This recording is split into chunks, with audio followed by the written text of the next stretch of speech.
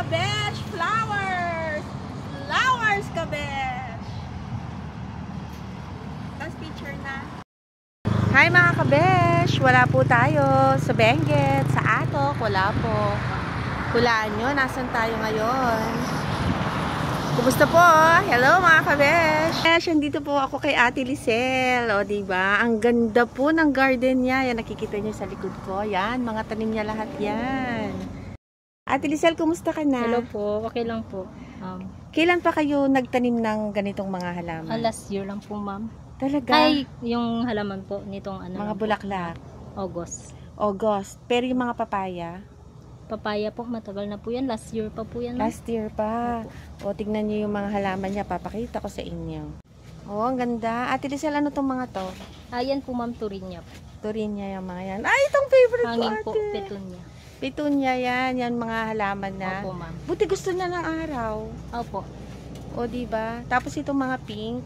Yan din po. Petunia din Petunia po, lahat ibang yan. variety. Oh, yung ganda-ganda. Alam mo, hindi na ako pupunta ng Baguio. Dito lang pala may secret hideaway. O, diba? Petunia lahat ito. Oo nga. Ate, itong mga Lisel, anong gusto nito? Maraming tubig? Yung ano lang po, sakto lang po yung moisture niya po, ma'am. Bali, saan nyo ito binibenta? Dito lang po, ma'am, sa farm. Sa farm. So, kung gusto kong bumili ng bulaklak, bibentahan mo ako? Opo, ma'am. Talaga? Ano yung kailangan ba? Isang paso? Kasama na po yung paso, ma'am. So matagal ang buhay ng mga ito. Ate, ano to mga tong bulaklak na mga to? Turinya po, ma'am. Turinya rin. So mga turinya lahat yan. Turinya, ito po, Zinnia. Zinnia. Itong mga nakatalim na to. Petunia po. Petunia. Ganito lang to ate. Tapos ilang buwan bago lumaking ganito? Mga more or less 1 month po. 1 month. O, diba? Nakakatuwa po, oh. Smile, ate. So proud of you. Talagang kayo lang mag-asawa? Ate Lisel, ito mga to, pero Turinya po, ma'am. Turinya rin. Bakit mas gusto niyo ang Turinya? Maganda po kasi yung bulaklak. Tapos, matagal ang matagal ang po yung pamulaklak niya po, ma'am. Mga ilang buwan? Tuloy-tuloy po. As of now, ma'am, inoobserbahan pa po namin kung gaano po tatagal. Kasi bago pa lang po siya natanim dito. Oh. So, itong mga nandito, mga ilang buwan na to? Mga isang buwan pa po ata, ma'am. Magdadalawang buwan. Magdadalawang buwan na itong bulaklak na ito? Na ganito kainit? Opo. So, ito Turinya din to mga to. Petunia po, ma'am. Petunia naman. Ito Turinya, Petunia. O, diba? Pwede natin gawin sa mga anak natin. Maria Petunia. Maria Turinya. Po, ma'am. Itong bulaklak na to. Ito, hindi maselan to kasi marami itong nakikita mo sa mga, ano nang pangalan nito? Zinnia. Sinya. May pangalan dito sa amin ito eh. Hindi Sinya. Vinca pala, ma'am. Vinca. Ito po. Yan po yung gumprena. O, di ba ang galing mo rin? Pinag-aaralan mo yan. O, mas magaling ka na dun sa ano, ha? Ikaw na yung nagre-research kasi anong natapos mo? Agriculture po. Agriculture ka. Talaga. Opo. Dito ka rin sa Tarlac? Hindi po. Taga Iloilo po. Iloilo. Tingnan mo naman from Iloilo. Salamat ha na napili mo ang Tarlac. 'Di ba? Proud Tarlacenyo. O di po ba? Meron tayong ganitong research institute na tinitignan nila ang mga iba't ibang klaseng bulaklak. So, ini-invite ko kayo dito na hindi nyo na kailangan pumunta sa Baguio at least. Kung wala kayong pamasahe, dito na kayo. Alam ko to, strawberry? Opo. Ay, strawberry! Sabi ko na nga ba eh. Pwede rin pala. Opo. Basta hindi lang po kasi masyadong mainit. Pag gusto, wag lang masyadong mainit. Opo. So, pwede ang strawberry. Wala pa siyang bunga. Sa ngayon, ma'am, wala pa po, ma'am. Namumulaklak pa lang po siya. Talaga? O, diba? Pwede naman pala tayong magtanim. Basta meron kang greenhouse. Opo. So, kailangan ko magpagawa ng greenhouse. So, pag may nakita ka sa kanal na ganito, ang pangalan pala niya ay Vinca. O, diba? Ate, itong mga to, Ano po, ang kalachuchi.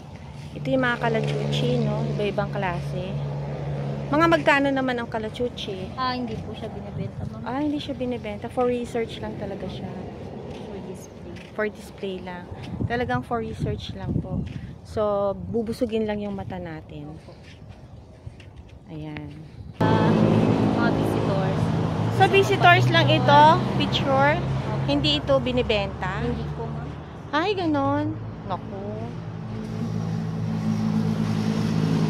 Hilig pa naman natin ang bulaklak. Ito ate, ano itong mga bulaklak na? Marigold po ma'am. Marigold. O, diba? Kayo na ang may marigold. Ang ganda, ganda, ganda. Alam mo, alam ni Lord ko anong hilig ko ate. May hilig talaga ako sa bulaklak, kaya lang hindi ako makabili kasi mahal. Ito ate.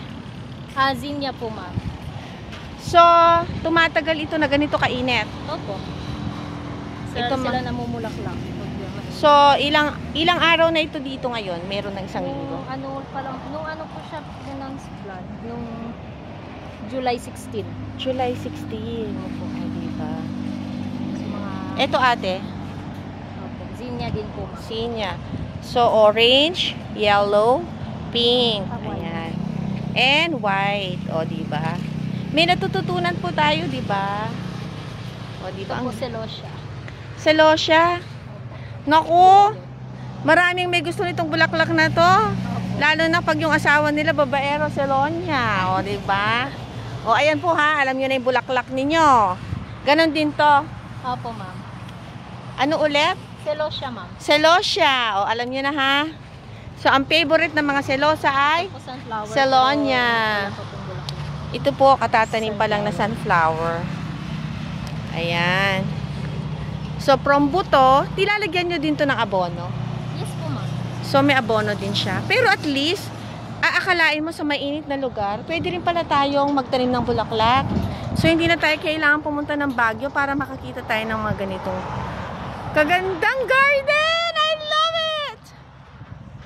So, Ate Lisel, for the final, ano ang pwede mong maituro as agriculturist at sa pagmamahal mo? Kasi hindi porke nag-graduate ka ng agriculture, ganito yung puso mo eh. Ano ang masasabi mo sa mga televiewers natin? Na kahit po sa mainit na panahon po, pwede po tayong magtanim ng mga bulaklak.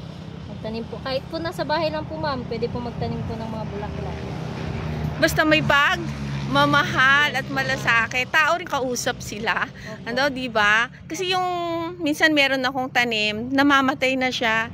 Talagang sabi ko, please, nagmakaawa talaga akong mabuhay ka, and yet nabuhay. So, ibig sabihin talagang part na nila sa atin, part na siya ng buhay natin, di ba, pag nasa tabi natin. Ang ganda-ganda ng garden mo, di ba? Ang sarap pong gumising na ganito ang garden niya. Nasa Atok Benguet siya, pero nasa Tarlac lang. Thank you, Ate Lisel!